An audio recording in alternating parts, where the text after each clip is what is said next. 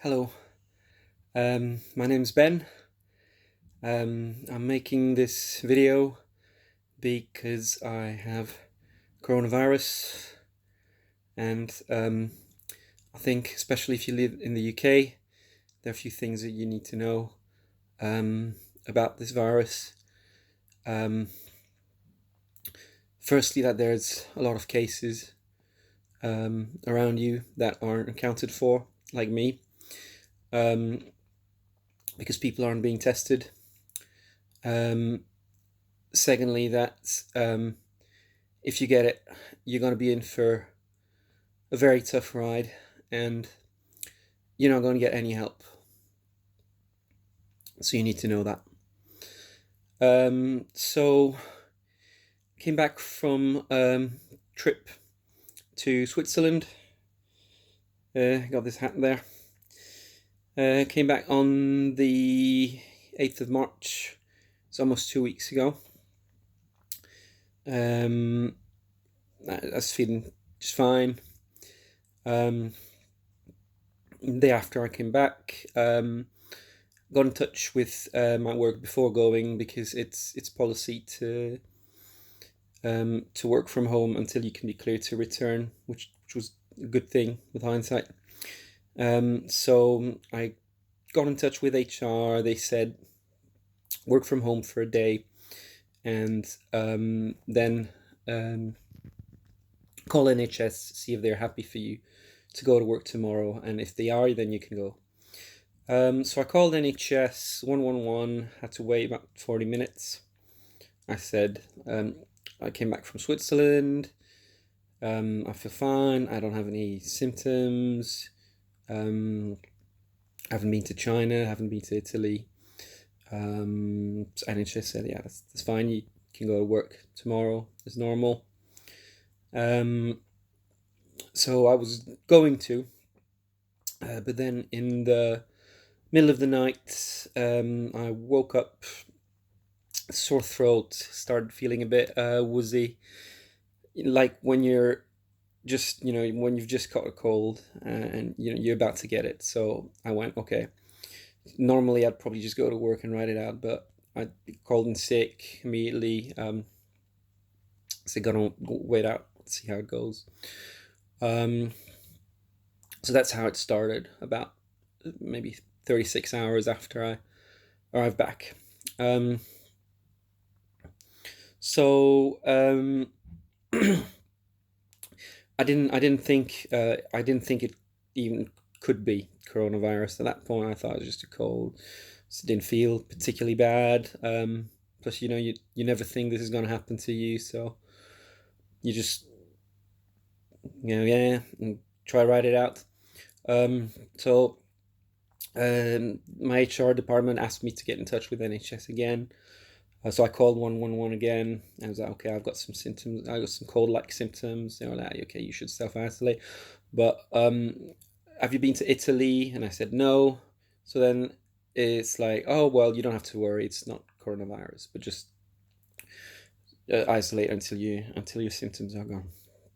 So that was it. Basically, back then that was on the not the 10th of March probably. So if you hadn't been to Italy or China, basically they just didn't care. You don't have coronavirus. You can't have coronavirus because you've not been to Italy. That was the logic at 111. So for the first 2 3 days, had a slightly high temperature, very very faint, 37.5, something like that, and it wasn't yeah, it just felt like a normal cold, really. I didn't feel really good at all, but it wasn't that bad. um so I still didn't think of any of it, really. um on the Thursday, I think, so the third day, thought, okay, it's been lasting a little long now. um I got in touch with work again. They said you should call 111 again. So I called 111 again, went through the same thing. I had started coughing back then. The cough started, I think, on the Thursday. So the third day, I didn't cough at all before that. Um, also on Thursday, I completely lost my sense of smell and taste. Now it's not like when you have a cold and your nose is a bit stuffy and you can't taste things. Um, that that does happen when you have a cold, but you can still taste things faintly. This was a complete loss of smell and taste, complete whatsoever. I couldn't smell anything. Could put a bottle of perfume against my nose. Couldn't do anything. Um, Sorry for being rude, but I could go to the toilet and have a poo. I wouldn't smell any of it. It's just complete loss of smell. Complete. So I called NHS again and went through the same thing again. 40-minute wait. Then, um, do you have a cough? Yes. Do you have a temperature? Yes. How much? 37.5. The guy laughed at me, said, "That's normal, sir. That's not even a temperature." Which I kind of begged to defer, but anyway, so and then have you been to Italy? No. Oh well, yeah, it's not. You don't have to worry about coronavirus. That was the third time already. Um, so I I started getting worried. Um, I started emailing my friends in Switzerland. Said, "Listen, I've been ill since my return. I don't know what it is, but you guys be careful." And one of my friend messaged me back, and he said, "Okay." I was at a birthday party. One of the guests at the birthday party had a colleague who was uh, hospitalized with suspected COVID-19. So, okay, the guy I met is actually fine. He hasn't got any symptoms. Still not. But yeah, okay. So that was the first thing. Then I did a bit of digging as well. I went to a site called Flight Radar 24, where you can check the information of the flights you've taken and you can see where they've flown before. It's really handy. I recommend if you don't know the site, Flight Radar 24. So I went there and I checked the um, two of the planes that I took on the Sunday because I went through it. It was ridiculous itinerary. I went from Geneva to Paris, then Amsterdam, and then Humberside Airport. So I took three flights. And two of these airplanes had come straight from Milan before flying me. So I went like, oh, okay.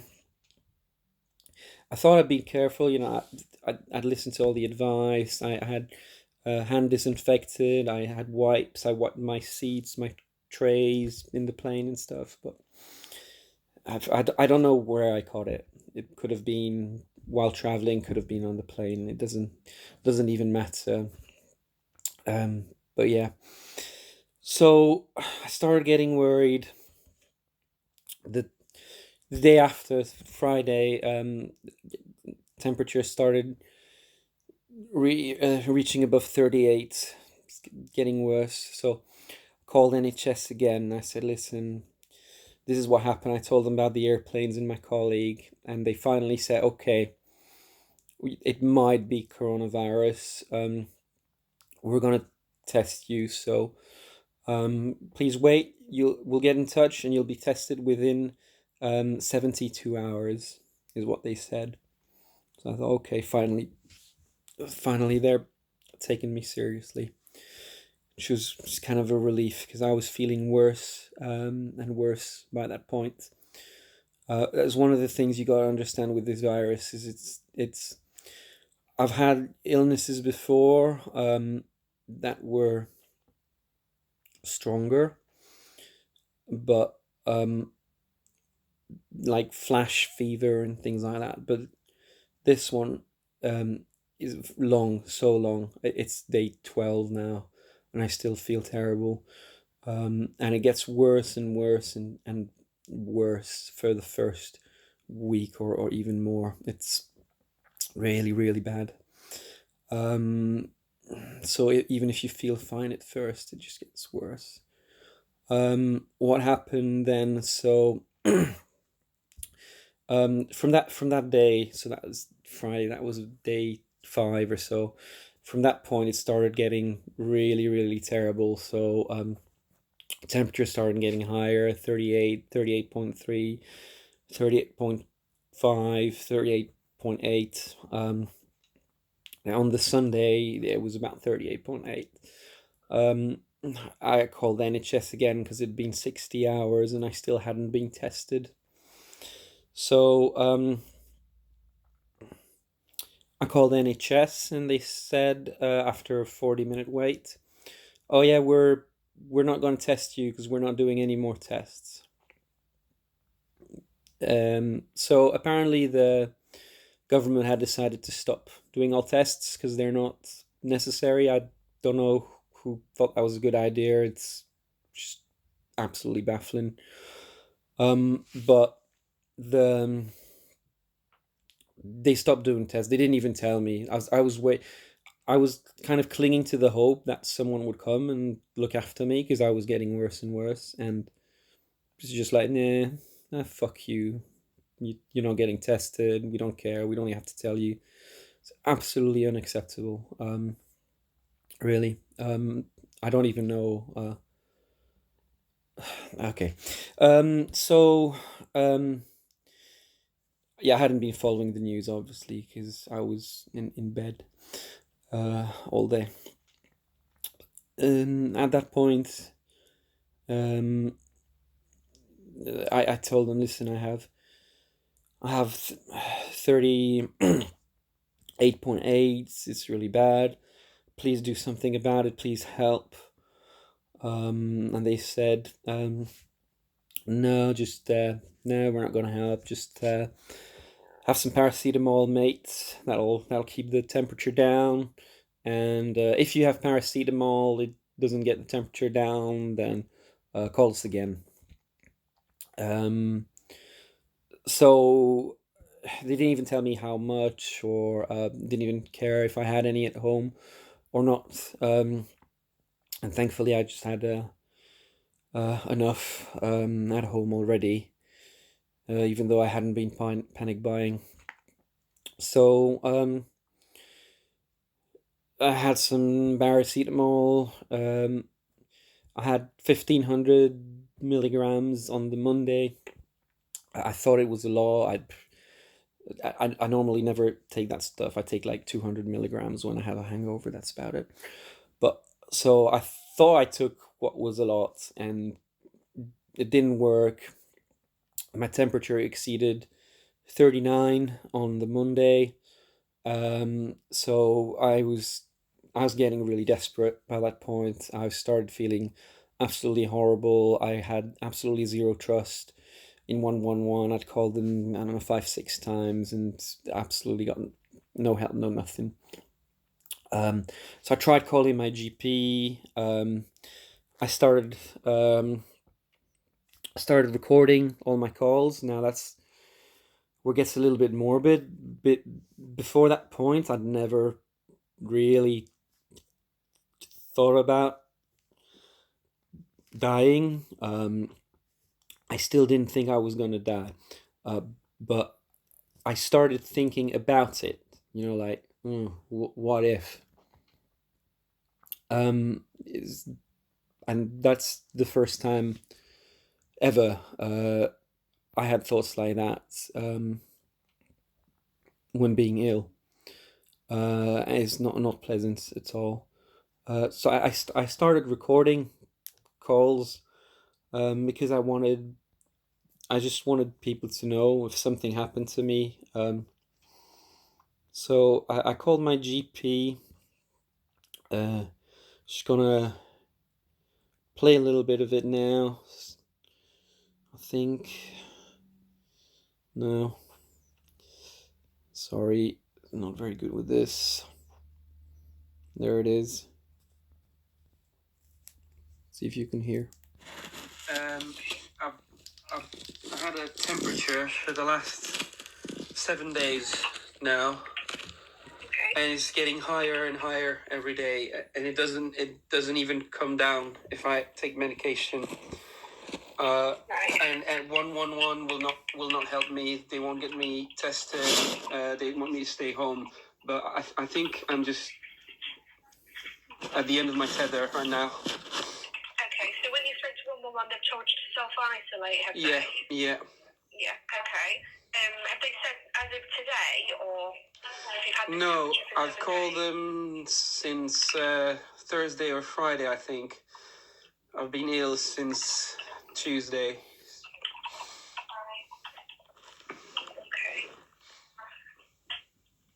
And do you have a cough at all as well? Yes, I do have a dry cough, yeah. Has that been for the last 7 days as well? No, it started in maybe over the last 3 or 4 days. Okay, I'm just sorry. It just goes on and on. So the lady at my GP took pity of me and she put me through to the doctor. But then the doctor is my own. It's my GP. It's the guy who always you come in with whatever and he just goes, "Yeah, have a paracetamol, mate." Never takes you seriously for anything, for right or wrong. You know, the GP. And the GP said, well, I can't help you. Our instructions is you have to call 111 and you have to self isolate. So, tough.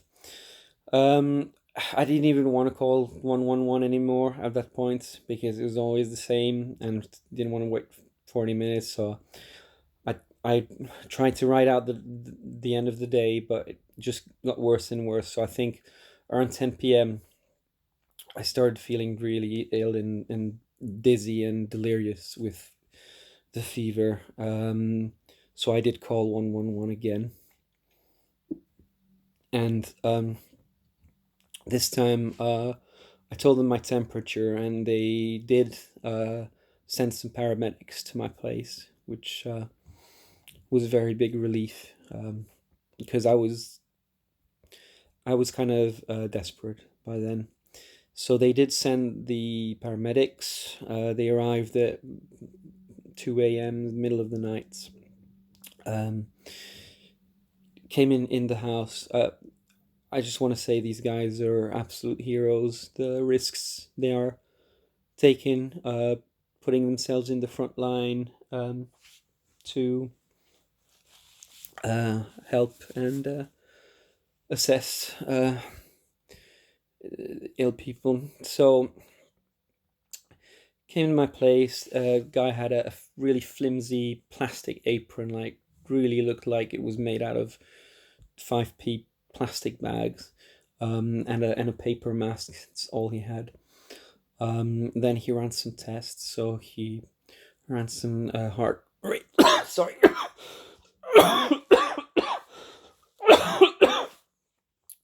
So he ran a heart rate test, lung volume thingy. Took a bit of blood sugar levels, some things like that. He ran a battery of tests, but he said we're not testing anyone for coronavirus, so you can't be tested for that. So I asked, well, do you agree with this? And he said, absolutely no, it's ludicrous. But but that was yeah. So I read later that not even health personnel is being tested for this. They're the guys putting their lives on the line to see to vulnerable people, and they're the ones that could actually pass it on to those vulnerable people. And they last week at least they weren't even being tested. It's absolutely disgraceful that the government could decide this. It's absolutely disgraceful. I have no other words. Um, no other words. Disgraceful. Uh, so the results of the tests were good. They said I was fighting it. They said my heart rate, my oxygen levels, my blood sugar levels. They said everything was fine. They said I would. They said I would be fighting it. They said they couldn't confirm for sure, but they said that looking at the symptoms, they were pretty sure that I had it. That's all. I still don't know. I mean, I can't. I don't really think it was something else, but I'll never know. But yeah, so they said it was probably it. Then they told me to have paracetamol. They said you have to have 4,000 milligrams a day. So I thought that was way too much, but apparently not. So they said no, you need to have 4,000 or else it doesn't work a day. Four times 1,000. So that was the first time I got proper advice was from the paramedics. So I wish they'd given that to me on the phone earlier. But yeah, so I started following that advice. From that point, it actually did get very gradually better. I still felt absolutely miserable for the maybe for still 2 3 days after that. But I started following the advice. I want to show you this. So I wrote it down. I wrote down my temperature. I started writing it down carefully how much I had, and how much paracetamol I took because I was a bit delirious and sometimes I forgot if I'd taken it or not. Um, and now it's fine. It started going down, um,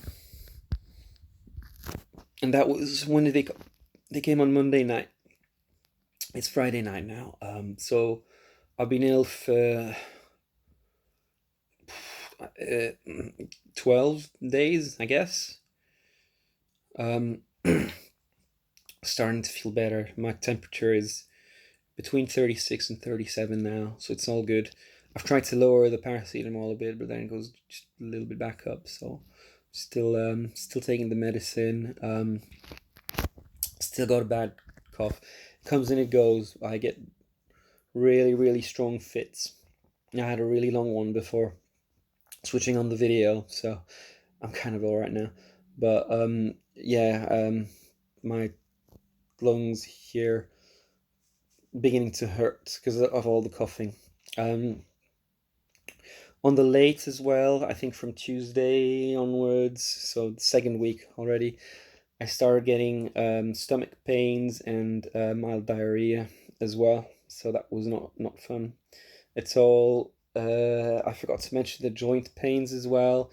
That's normal with fevers and things like that. But uh, yeah, um, I've had aches and pains all over my body.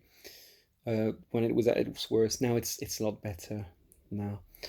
I think a couple of days ago, something that made me happy that should never make anyone happy really.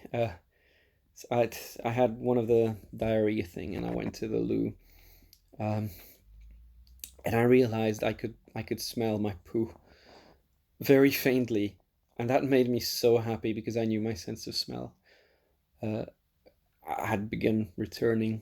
So I was like, "Hey, I can smell. It smells like it might be awful." It was good. Now I can taste things very faintly. I say it's about 10%, but I can taste and smell things slightly. So it's going better. I'm going to try and work from home again from next Monday. So I've been out of work for 2 weeks now. I want to give a big shout out to my employer for allowing working from home, for putting all these measures in place, from stopping me from going back to work on that day, because that would have been absolutely catastrophic if I'd been allowed to go back to work and infect other people. So, whatever you think, people are being too cautious or whatever, no, they're not. You can't be cautious enough with that thing. If you've been abroad, don't just don't go back to work immediately. Well, nobody's going abroad anyway now because everything's shut down. Just might as well. So yeah, thank you for that. Big shout out to the paramedics. I was really I was kind of getting desperate, and just that they sent these guys and to help me, even though apparently I was fine, but that just gave me the strength to fight this shit. So I can't thank the paramedics enough, and my thoughts and my encouragements are with all the paramedics, doctors, nurses, everyone who's fighting the disease, apart from my GP, because my GP don't care about anything. But yeah, really, you guys are you really saved me. And a big shout out to my wife as well, who's cooked me dinner, um, brought me things to my room, taken risks as well. She hasn't caught it, or maybe she has, but she doesn't have symptoms, which is a miracle. I don't know, but thank you so much. Without the help I got from you guys, I don't know what I would have done. Probably just rot on my own. And also thank you to my colleague Ben, who brought me some paracetamol, slipped it through the door, because 4,000 milligrams a day is a lot of paracetamol. So I needed a top up. Um, Please, guys, don't panic buy that thing. There are people who actually need it. And it was hard. He had to do like 3 different shops to find some. Um, and yeah, stop panic buying toilet paper. I can swear to you, toilet paper is absolutely going to be the least worries on your mind when you have that piece of shit. Don't care, man. You need food. You need drink. You need to stay alive. You don't care about TP, man. Honestly. Um, right. So I hope you don't catch it. Please be very careful. Because if you do catch it, yeah, it's. I know people say you're young. Well, I'm 40, so I'm not that young, but I'm meant to be like fine and dandy with that disease. And no, it's absolutely terrible. If you're an elderly person or you got health problems, please be super careful. This is no joke. Plus, if you live in the UK, be extra careful because you're not getting any help. The NHS are strained. They have heroes, as we all know, but 111, they're not going to help you. They're not going to send someone unless you're very, very ill. If they do, they're not going to give you anything. You're not going to get. They didn't even give me paracetamol. You're not going to get anything from them. They're not going to give you antivirals. They're not going to give you perfusion. They're not going to give you anything. All they're going to do is make you wait for 40 minutes and ask you if you've been to Italy or some stupid question. So they missed, with me, they missed, I don't know how many chances to assess me as a risk. I don't know how many people call them and they go like, hey, don't worry, it's not coronavirus. And then those people have gone out, infected others, probably quite a few, I'd say. So completely, not adequate methods of tracking, no testing at all. It's absolute disgrace again. Um, there might be people like me next door to you uh, with that disease. They might know it, they might not even know it. I don't even know myself. Uh, there's people like us all over the UK, and like, I don't know, Boris Johnson decided to shut down all the pubs today. Only took him like, what, a month, but it seems like he just doesn't care really. He cares about losing the money, but getting proper stats, how many people are infected, no, doesn't doesn't matter. Herd immunity will just get all our ANHA staff infected. We're just old people can just die. If you're rich, you can just test in private clinic. So Doesn't matter. I looked online. I thought of buying one. There, you can get them for 150 quid. Uh, I'm still thinking about it. I have to think fast.